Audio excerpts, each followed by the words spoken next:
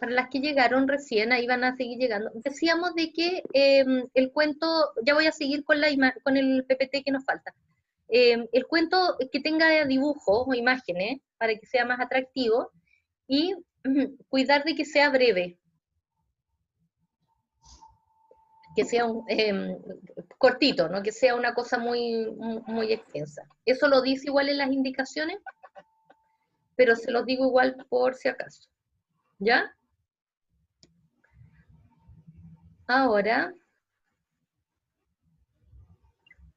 vamos, ahí está llegando. Estábamos acá. Aquí, ¿cierto? No se ve nada todavía. ¿No se ve nada? No. No. Regio. No se ve nada. Regio, lo veo yo nomás. Ya, a ver.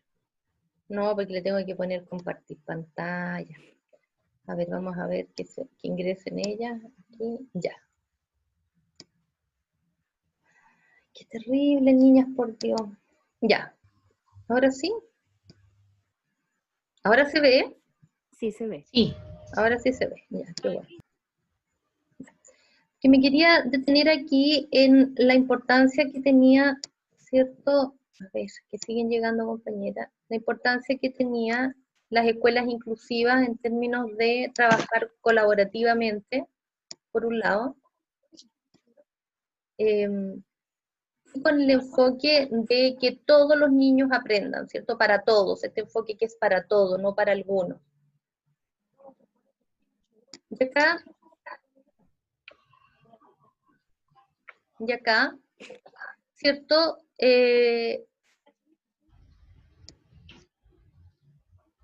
Nos habla de 3 principios, ¿cierto? Que tenemos que tener presentes o que tienen presentes las escuelas inclusivas que están en camino a la inclusión, ¿cierto? Que son, por un lado, crear culturas, ¿cierto? Inclusivas. Profe, Sí, yo creo que ese es uno de los principios más importantes, el lograr crear la cultura inclusiva, porque si bien hay normas que nos llevan a la inclusión, hay políticas públicas, se hacen actividades inclusivas, creo que la cultura aún, una cultura real, en Chile no está, estamos en pos de la inclusión, pero aún no, queda un largo camino por recorrer. yo estoy totalmente de acuerdo contigo, muy de acuerdo contigo, porque además que se supone que de una cultura inclusiva emanan políticas inclusivas, se supone. Pero lo que tú dices es muy verdad. Tenemos políticas inclusivas o que pretenden ser inclusivas, pero no tenemos la cultura. Y todo por imposición o solo porque hay una normativa no nos sirve de nada. Es lo mismo que yo les decía. No saco nada con tener a un niño porque por ley lo tengo que tener en el aula si yo no estoy haciendo nada por ese niño. ¿Se fijan? Entonces estoy de acuerdo contigo. La cultura es lo que más nos cuesta. Sí. Tenemos ignorancia, tenemos miedo, ¿cierto? El doctor Maturana decía que vivimos en una sociedad donde se nos enseña en realidad como a excluir, o ya sea porque un niño es más inquieto, claro, o diversas claro. cosas en realidad uno mismo sin darse cuenta acá en el juego. Pero claro, incluso... Por ejemplo, si lo más, o sea, lo que se puede ver ahora, no sé, pues, mire, por algo tan simple, a lo mejor una mascarilla, ya en el contexto ahora del COVID. Sí. Una mascarilla porque a lo mejor es muy colorida o un color muy fluorescente, ya vamos a comenzar a reparar de que, ay, pero mira, cómo no se pone otra cosa, porque se pone... Ya estamos cayendo en el juego. Y eso es propio, y eso es muy propio de Chile, porque cuando uno ve otras culturas, hay otras culturas en que ni siquiera se fijan ni en tu ropa, ni en tu peinado, ni en nada. Nosotros somos muy fijones, como dices tú, en ese tipo de cosas que tienen que ver como con lo externo, y nos impiden llegar al interno de las personas, ¿cierto? Ni siquiera conocer a las personas. Por eso, en el fondo, como bien decían, la cultura inclusiva es la que tiene que nacer como del alma, es la que más cuesta. Pero yo creo que en la medida que empujemos hacia allá, ¿cierto? Tenemos más posibilidades de llegar lo antes posible. Claro. Entonces tenemos culturas inclusivas, ¿cierto? Tenemos las políticas, como bien decía la compañera, y tenemos las prácticas inclusivas, que son las que a nosotros más nos tocan, ¿cierto? Cómo nosotros vamos a llevar todo eso a la práctica, en el aula, ¿ya? Cómo vamos a hacer realidad esas prácticas inclusivas, cómo efectivamente mis prácticas van a ser inclusivas, y no van a ser solo de nombre inclusivas, ¿ya? Por eso yo les decía que yo no saco nada con decir yo voy a hacer una planificación DUA y ponerle un letrero grande arriba que diga DUA, si adentro no tiene nada de DUA. Es preferible que no tenga ningún letrero, pero que en la cultura, en lo que yo pienso, en lo que yo sé que debo hacer, sea DUA. ¿Se entiende, no? Tiene que ver con la cultura, tiene que ver cómo yo me transformo, tiene que ver cómo yo cambio mi paradigma, y tiene que ver cómo al yo cambiar mi paradigma hago que mi entorno cercano también lo cambie. Y así vamos creciendo. Cambio yo, cambia mi entorno más cercano, y así vamos en el fondo creciendo para que efectivamente esto ocurra. Porque si no, no va a ocurrir nunca. Efectivamente no va a ocurrir nunca. Porque tenemos, ¿cierto? Como yo les decía, tenemos el discurso por un lado y el quehacer por otro, muy disociado. Una cosa es lo que uno lee, y otra cosa es lo que uno ve. Es igual que cuando Hay una usted... película muy buena. ¿Perdón? Hay una película que se llama Cadena de Favores. Sí. Y esa película en el fondo te lleva a esto, a que todos somos iguales y a hacer de todos, desde lo más pequeño hasta lo más grande, una inclusión en general. Así es. Y cómo lo que yo hago impacta en el otro. Cómo lo que yo puedo hacer, sin esperar el retorno, impacta igual. ¿Cierto? Muy, muy, muy importante. Me encantan estas reflexiones, chiquillas, porque yo creo que si la educadora, ¿cierto?, que es la profesional que tiene a su cargo los niños y las niñas, no tiene un paradigma nuevo, fresco, ¿cierto?, con esperanza, con esfuerzo, no lo tiene nadie. Somos la esperanza de los niños y de las niñas, lo somos. Entonces, si nosotros tenemos una estructura rígida, ¿cierto?, la esperanza de cambio para nuestros niños y de aceptación es mínima. Teníamos una reunión hace días con muchos profesores, así igual que con ustedes por Zoom, y muchos profesores habían sacado a sus niños del colegio. Y muchos de estos profesores me decían, no lo voy a volver a poner nunca más. Miren lo que les estoy diciendo. Porque me he dado cuenta que aprende y disfruta en la casa más que en el colegio. ¿Y eso en relación a todo esto lo que ha estado pasando? Sí. ¿Se dieron cuenta de eso? Sí. Cuando tienen a sus niños en la casa y te ves obligado, como contaba la compañera, a estar en las clases con los niños, ¿cierto? O a apoyar, o a estar, o a hacer algo. Tenía profesores que obviamente son docentes y por lo tanto se manejan en el tema, y me decían, yo he decidido que no voy a volver más al sistema regular de enseñanza. Claro, tienes que poder hacerlo. Porque de hecho, hay un programa. Hay un programa de hecho, hay un programa. De hecho, hay un programa que está diseñado para niños que... Sí, y de hecho lo había visto. Yo igual lo había escuchado y lo había visto. Y es muy barato. Él habló algo de 16.000 pesos, habló muy barato. Entonces, sí, pero igual uno puede pensar lo mismo, pero para eso hay que tener recursos, porque igual, ¿qué significa eso, quedarse en la casa? Y muchas de nosotros tenemos que salir a trabajar por necesidad. Entonces, ahí uno tiene como sentimientos encontrados, porque uno sabe la realidad escolar y sabe que su hijo no está disfrutando ahí, pero ¿qué le podemos hacer si para vivir hay que trabajar? Por eso, Marcela, estábamos hablando en esa reunión de cómo está conformada nuestra sociedad, ¿te fijas? Porque los colegios, las salas cunas, los jardines son un depositorio de niños para que los padres vayan a trabajar.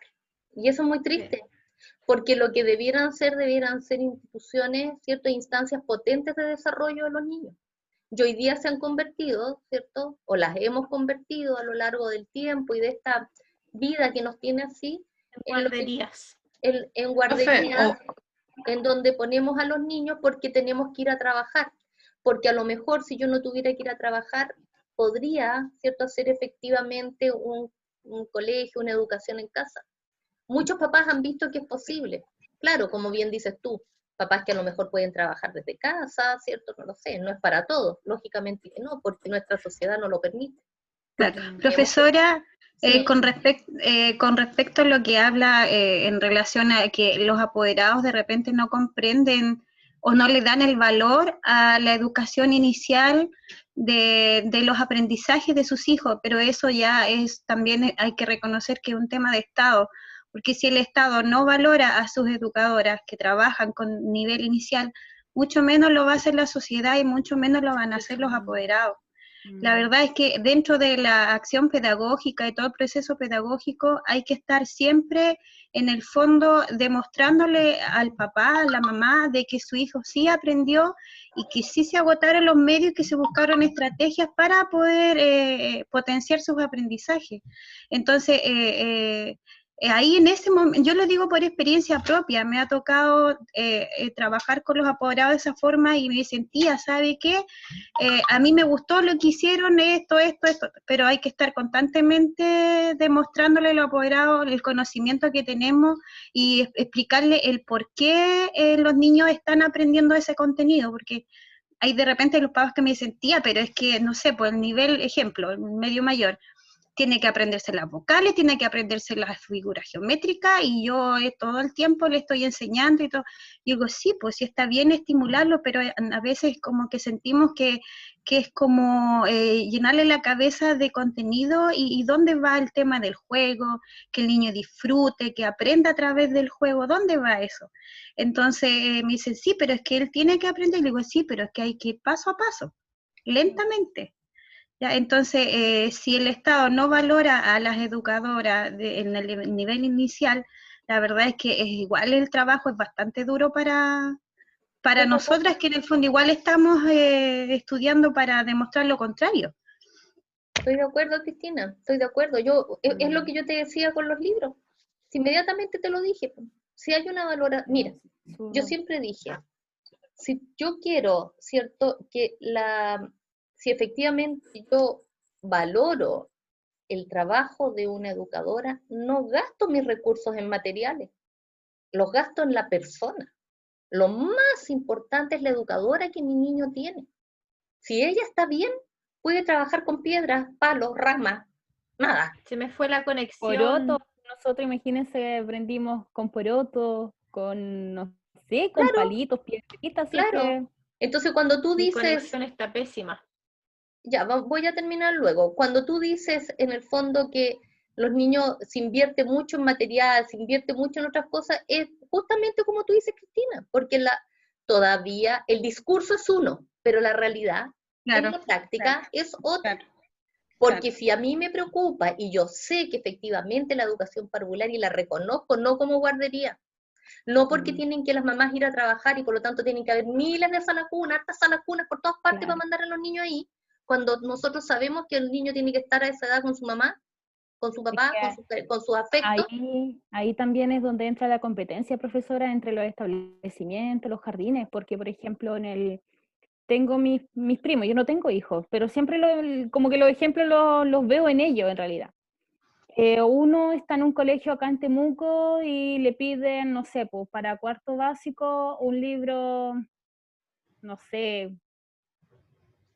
sé cómo decirlo, pero que tenga 100 páginas, una cosa así. ¿Ya? Otros labranza le están pidiendo el mismo libro, pero es mucho mejor y está más resumido y vienen 20 páginas. ¿Sí? Entonces ahí es donde hacen la competencia. Y pensaba en lo que decía la Marcela antes, está bien, uno trabaja por necesidad, pero qué diferente, profesora, sería si realmente estuvieran los medios, si el Estado diera la posibilidad de que los niños estuvieran en la casa, cortaríamos con todo eso, profe. Porque imagínense, en el centro uno lo ve, pues de repente van caminando y unas chicas de un liceo o de un colegio ven a otra y dicen, ay no, mira, esa es de tal, solamente por el uniforme. ¿Sí? Y ahí estamos cayendo. Porque todavía como sociedad nos falta, y por eso es tan importante la formación de ustedes, porque yo ya estoy viejita, pero lo que ustedes puedan hacer es potente, es súper importante, porque ustedes están donde las papas queman. Ustedes están ahí, ustedes son el contacto directo de esos niños y de esas familias. O sea, Por eso le digo, para nosotros ya nuestro tiempo ya pasó y nos tocó a lo mejor, no sé si más fácil o más difícil, pero otro tiempo. A ustedes les toca este tiempo y les toca este tiempo duro, porque además les va a tocar post-pandemia, que no deja de ser, va a haber un cambio post-pandemia. No vamos a ser los mismos tampoco. Entonces, no van a tener los mismos niños, no van a poder volver a clase igual como estábamos nosotros, nuestra normalidad no va a ser esa. Las familias tampoco van a estar así. Las mismas familias que ya habíamos logrado más o menos trabajar, hoy día vamos a encontrarnos otras familias con otros problemas. Y esto vamos a necesitar entregar contención. Profe, la salud mental en Chile, que ya está súper deteriorada, sí, con esto de la pandemia va aún más en declive. pero claro que sí. ¿Cuántas familias están sin trabajo? ¿Cuántas familias están con agresiones dentro del hogar? ¿Cuántas familias están hacinadas? Porque todo se ve bien bonito cuando tú tienes todas las condiciones, pero cuando no las tienes, ¿te fijas? Sí, esa es la realidad. Y no solo la familia, profesora, porque el otro día participé de una reunión de la asociación y tenemos un colega y había un colega que estaba súper mal porque es solo, sin familia ni nada, y él lloraba porque el encierro él lo tiene depresivo, entonces no solo la familia va a necesitar nuestra contención, sino también nuestros. Mi conexión es pésima. Ya. ¿Me escucharon? Sí. Sí. ¿Quién tiene la conexión pésima? ¿Quién está sufriendo? La Helen tiene conexión. Helen, no sufra que va, yo estoy grabando, después se lo dejamos. Como le decía, profesora, no solo las familias van a necesitar contención, sino también nuestros propios colegas, entonces igual se va a hacer mucho. Sí, Marcela, y nosotros mismos, pues, piensa tú que cuando tengas que volver a trabajar, ¿cómo vas a volver a trabajar? ¿Con qué miedo? ¿Con qué aprensiones? Sí, también nosotros nos tenemos que fortalecer, nos tenemos que preparar, porque la vuelta no va a ser fácil. Y va a ser creo que, profesora, yo creo que el trabajo en equipo, que vamos a tener que volver a retomar, porque primero tenemos que estar nosotros más o menos estables, como para contener a las familias y a los niños por el escenario que se nos viene. Y esto no va a ser solamente el 2021. Esto va a ser largo. Esto va a afectar a largo plazo. Entonces, más fuerte el 2021, ¿cierto? Menos fuerte el 22, 23, pero esto va a tener un coletazo largo. Entonces, también, en el fondo, como ustedes dicen, cómo yo me rearmo, cómo yo remiro mi accionar, cómo yo me cuestiono cómo yo estaba trabajando, cómo yo debo trabajar, cómo se me va a pedir ahora que trabaje, qué es lo que yo debo hacer, qué es lo más importante para los niños. Los niños van a aprender igual. Los niños van a aprender igual. Los niños necesitan amor, necesitan afecto, necesitan que los dejen explorar, necesitan ser niños y niñas. Eso necesitan, ser niños y niñas. Porque para aprender a leer, para aprender las vocales, ¿cuántas veces yo he escuchado, oh, mi guagua tiene 1 año y se sabe todas las vocales? No se sabe nada, repite como un mono, no sabe nada. No sabe nada, da lo mismo, ¿te fijas? Pero es la chochera de los padres, se sabe todos los colores, se sabe todos los países, todas las banderas. Y eso no dice nada, no dice nada. Al contrario, el niño que tiene más infancia pura, explorar, conocer, ¿cierto? Jugar, llorar, ¿cierto? Subirse a los árboles, caerse, tocar la tierra. El más inquieto en realidad es el que más está disfrutando su infancia. Y ese es el que mejor le va a ir en la vida. A ese es el que mejor le va a ir en la vida porque tiene herramientas que adquirió propias por su propia experiencia que son para la vida. No claro, va a tener autonomía y, ¿cómo se llama? Personalidad también. ¿Silvana? ¿Perdón? Sí, que ese niño adquiere más autonomía y más personalidad. Sí, sí. Y por Dios que necesitamos niños con autonomía. Sí. Bien entendida, con una buena autonomía, ¿ya? Si yo tengo que estar todo el tiempo, ¿cierto?, al lado del niño como muleta, quiere decir que las experiencias que estoy entregando no son las adecuadas. El niño tiene que poder moverse por sí solo y aprender por sí solo. No puedo yo estar en todo. No puedo. ¿Sí? A mí en mi caso me pasó que este año enviaron a mi hijo menor al programa PIE del colegio. Mi hijo nunca ha tenido ningún problema, nada para entender. De hecho, sí es más lento porque aprende a su ritmo. Pero después de un par de test que le hicieron de lectura veloz, claro, mi hijo no leyó las palabras que necesitaba para estar en el test y me lo mandaron a PIE y que me llamaron al colegio y diciéndome todo el rato que yo tenía que apurar el ritmo de estudio de mi hijo, que él tenía que tener cierta cantidad de contenidos en su cabeza para que así fuera nivelado con los demás. En un curso que tienen 40 y tantos niños, Para una profesora. que lo sientan al final de la clase, porque mi hijo es súper alto y tapa a los que están más, entonces decidieron tirarlo atrás al final. Y lo único que le interesa a este sistema es que los niños se llenen de contenidos. Por ¿Ya eso, tiene tu niño? de ¿En qué hecho, curso va, Ana María? está en cuarto básico. Cuarto básico. Bueno, es que es terrible, ¿viste? Si lo pudieras sacar, lo sacarías. Está claro. Yo sí, de hecho, por eso toma tal relevancia igual las nuevas pedagogías que vienen del sistema Waldorf, el Montessori, que son pedagogías que sirven para la vida, no para llenarse de Y contenido. lo más terrible es que son pedagogías viejas, recontra viejas. Es que lo antiguo está volviendo como de moda, porque Porque si pudiéramos volver a lo antiguo. lo antiguo nace de la observación de los niños, del respeto a los niños. Por eso es bueno. Por eso, Claro. aunque pasen los años, va a seguir siendo bueno. ¿Te fijas? Profesora, con respecto a lo que dice la compañera, yo lo asocio mucho a aquellos gobiernos que solamente están pensando educar a los niños como personas solamente para el tema laboral. Porque si lo enfocan desde esa perspectiva, nunca van a considerar los derechos propios de cada ser, que en este caso es lo que dice usted, que el niño a través de sus propias experiencias sea el constructor de sus propios aprendizajes, que tenga el espacio para que pueda descubrir, para que pueda explorar, para que él mismo vaya percibiendo a través de su sentido todo lo que está a su alrededor. Entonces, si lo enfocamos a la educación formal, claro, como dice la compañera, están apurando su proceso para que el niño aprenda, pero como también hay que considerar que cada niño tiene su ritmo de aprendizaje, pero claro, a ellos lo están apurando, pero yo creo que viene más desde arriba por el tema de que necesitan que el niño cumpla con ciertos criterios de rendimiento escolar para que pueda ser aprobado.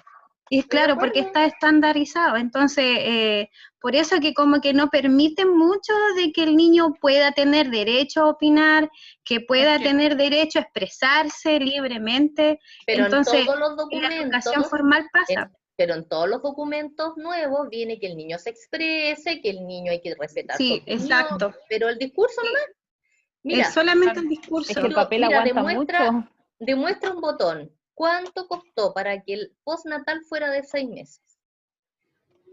Muchos años. ¿Y cuánto de muchos años? ¿Ya? Muchos Yo dije a años. mis guaguas de 3 meses. Y piensa tú, si un gobierno, llámese el que sea, el color que le tocó, entiende que lo más importante para la salud mental y la producción de su país es los primeros años de vida, tú resguardas efectivamente, no que tengan hartas salas cunas por todas partes para que todas las guaguas vayan a las salas cunas, sino que la madre o la cuidadora o quien tenga que estar con el niño, no siempre es la madre, pueda atender, ¿cierto?, a ese niño, a esa persona en formación. Y de ahí demuestra que no entienden nada. Por lo que yo tengo entendido, o no sé, o mi idea, es que estos procesos tardan más tiempo. No sé, que los niños sean niños, no es que sean niños de aquí a los 4 años y ya a los 5 años cuando ya al colegio y debe ser como un peón que le entregan información todo el momento. Entonces los apuramos, no los dejamos tener infancia porque necesitamos que vivimos en una civilización tan apurada, en que necesitamos las cosas inmediatamente. Para ayer, todo es para ayer. Claro, que todo ya fue y no es así, no debería ser así. Porque hoy día... De hecho, en Finlandia, a los 7 años los niños recién están tomando un cuaderno. Y allá tienen una sociedad feliz, donde la gente trabaja muchas horas, está mucho tiempo con su familia, y son felices. Por supuesto. Aparte que el cambio que se genera desde desde la sala cuna hasta kinder y pasando a la educación formal, primero básico, para ellos también es un cambio tremendo. ¿Por qué lo digo? ¿Por qué lo menciono? Yo trabajo hace como 3 años con un pequeño que tiene características de Asperger, ¿ya? Y él, cuando entró al primero básico, de hecho él no quería ir al colegio porque la mamá me decía que bueno, lamentablemente la profesora lo tenía que hacer. Le entregaba guías y las guías eran todas de blanco y negro. Entonces él estaba totalmente frustrado porque a él le encantan los colores, le gusta manipular elementos más concretos. Entonces para él fue muy agresivo, tal vez muy fuerte el cambio que tuvo desde la enseñanza inicial hasta la enseñanza básica. Para él fue muy fuerte el cambio porque en la enseñanza básica ya comienzan con contenido, que tienes que aprobar este ramo. Pues entran en un sistema. Claro. Además, Claro, y los niños ya se olvidan de ser niños, se olvidaron de esa emoción, porque, por ejemplo, nosotras mismas nos pasa que como adultas de repente decimos, oh, me encantaría ser niña de nuevo, subirme al árbol, ir a pisar un charco de agua, jugar con las hojas de otoño, por ejemplo, meterme al barro y todo eso. Entonces nosotros vivimos una infancia rica en eso, en experiencia, pero los niños de ahora no están viviendo eso porque hay algunos papás tampoco que los dejan que se ensucien. Nos pasa igual que de repente en el colegio que llega la mamá y me dice, tía, pero la ropa de mi hijo, ¿por qué está toda pintada? Porque estuvo pintando, pero es que no mucho porque la ropa... Pero, ¿y dónde dejamos la naturaleza del niño? ¿No la dejamos a un lado? Bueno, por eso te digo, es terrible. Si la situación es como bien terrible, es como bien caótica, pero yo como digo, nunca perdamos la fe, que lento, pero tenemos que cambiar nuestra sociedad y tenemos que tratar de llegar a algo mejor para nuestros niños y para nuestras niñas. Eso hay que hacerlo de todas maneras. Y estoy de acuerdo, como dicen ustedes, en que hay muchas cosas que tienen que venir de instancias superiores y que todavía no están viniendo. Esa es la verdad. Y nos toca un trabajo en la práctica súper duro, ¿cierto? Porque este trabajo tiene que ser mancomunado, tiene que ser la práctica, ¿cierto? Tiene que ser las políticas, tiene que ser la cultura, no pueden ser solas, disgregadas. Si se nos va a cortar de nuevo, entonces quiero que vean, les voy a dejar entonces estos PPTs para que los revisen, que son 3, ¿ya? Y voy a dejarles entonces el taller para que trabajen ahora, que es el cuento, que dijimos que iba a ser un cuento corto, que iban a ustedes a indicar para qué nivel era y que tenga algunos dibujos. Ojalá un cuento de no más de unas 4 párrafos pequeños, una cosa rápida, ¿ya? No, para que no estén tampoco hasta tan claro. Profesora, ¿nos vemos el nivel? Ustedes, está en el documento en el que yo les voy a dejar abierto, del taller viene todo explicado, ¿ya? Ya. Lo otro, profesora, podría ser hasta un poco más tarde. Lo que pasa que el problema con actividad que tenemos con las compañeras no lo estamos conectando. Perfecto, lo voy a dejar abierto hasta las 9, para que ya trabajen ahora tranquilas. ¿Te parece? Gracias, profesora. ¿Ya? Entonces, chicas, no nos vamos a juntar, ¿ya? Para cerrar, porque ya son las 4:20. ¿Ya? Me voy a despedir de ustedes hasta la próxima semana. Les voy a dejar la tarea que es para esta semana. La tarea tiene que ver con un trabajo de investigación de algunas leyes y algunas instancias importantes en términos de fechas relacionadas con la inclusión. ¿Ya? ¿Esa es individual o grupal? No, todas son grupales. ¿Ya? Ya. Todas son grupales, pero son para esta semana. Entonces se las voy a dejar indicadas también con todas las explicaciones que corresponden. ¿Ya? Ok, profesora. Ya, preciosa. Ya. Entonces vamos a cortar y nos vemos la otra semana. ¿Ya? Ya, profesora. Ya, profe, que estén muy bien. Muchas gracias. Gracias a ustedes. Gracias. Cuídense. Chao. Cuídense. Chao. Chao.